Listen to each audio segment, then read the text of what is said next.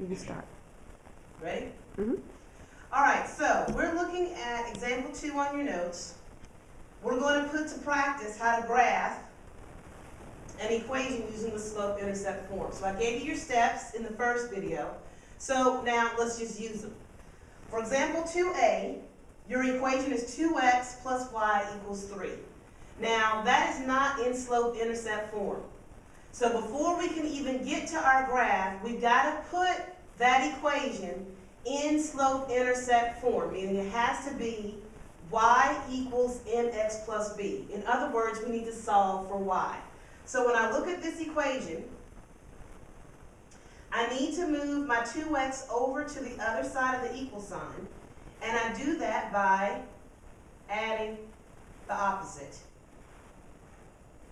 So my 2x cancels, and I'm left with y equals, and since I need the mx plus b term first, the mx term first, I'm going to write negative 2x, and then just bring down my positive 3.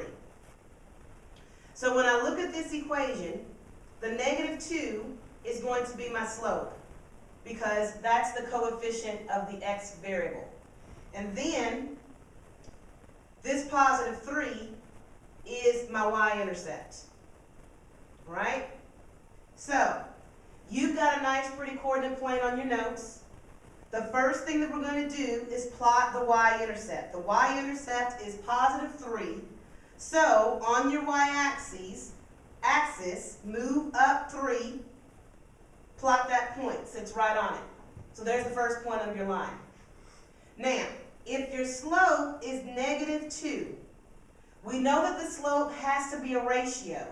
So the way to make negative 2 as a ratio is just to put a 1 under it. You know that we can do that. We haven't broken any rules.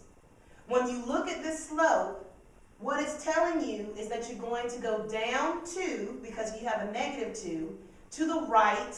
You're going to run to the right 1 unit. So starting at the y-intercept, I go down 2, over to the right 1 unit, and then there's my second point. I take a straight edge, which I don't have one. I'll just take my here. Connect those 2 points, and there's my line. Now, if I wanted to get more than 2 points on my line, which one day you may have to, you just keep using that slope over and over again. So if this was my second point here, I would go down 2 more to the right, fall right on the line, then go down 2 more, right 1 on the line. So that's up to you, but you only need 2 points to make a line.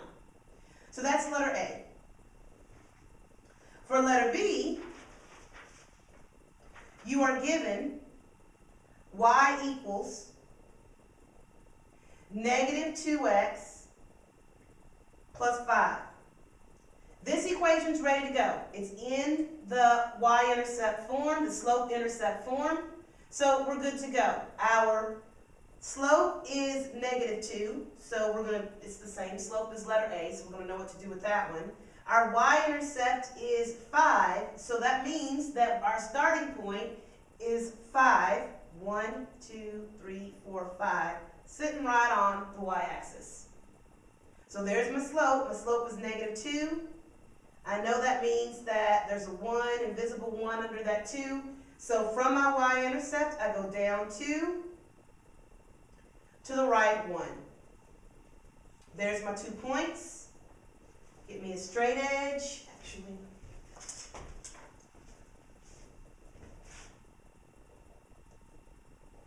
connect your dots. And there's the graph of that equation. Let's do one more. For letter C, your equation is x plus 3y equals 9. That's not in slope-intercept form. We need to solve for y. The y needs to be isolated. So I've got to move my x variable over, which means I'm going to subtract both sides by x. I bring down my 3y. I have negative x plus 9. Remember that, you want your x variable to be first. And if I have 3 times y, I'm going to divide everything by 3. Now, let's talk a little bit. I'm going to come down here to finish up. You know that there's a -1 right here. There's always a variable in front. You can't see it, it's 1. So my slope for this equation is -1/3 times x. 9 divided by 3 is just a +3. So that's the equation that I want to use to graph. My slope is -1/3. My y-intercept is 3. So that's where I start.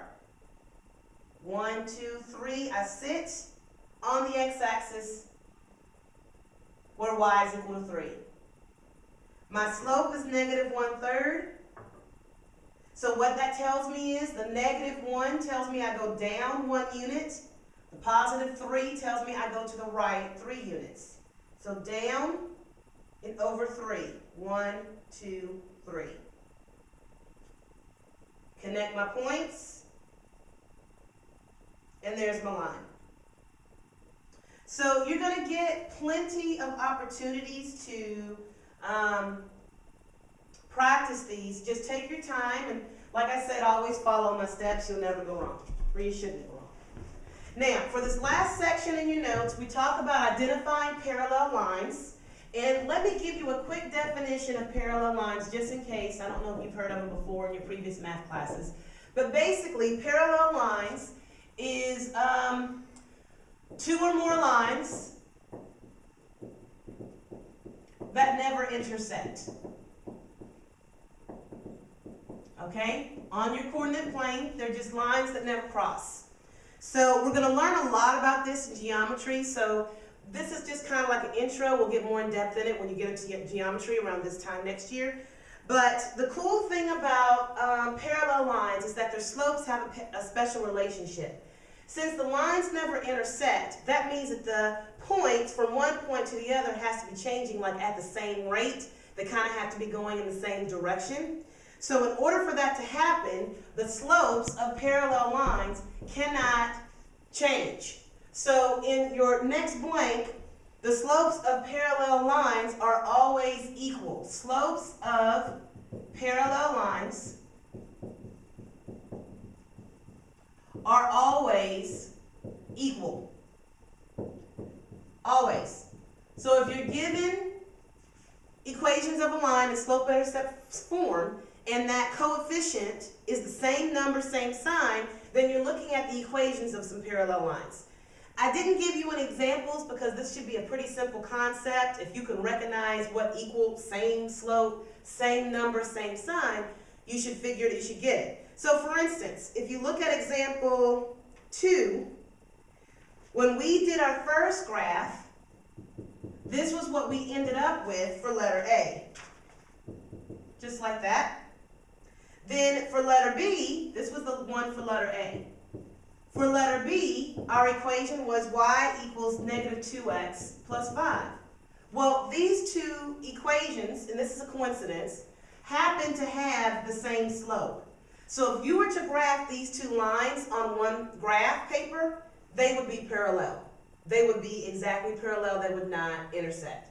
So when you're looking for slopes of parallel lines, they're always going to have the exact same slope.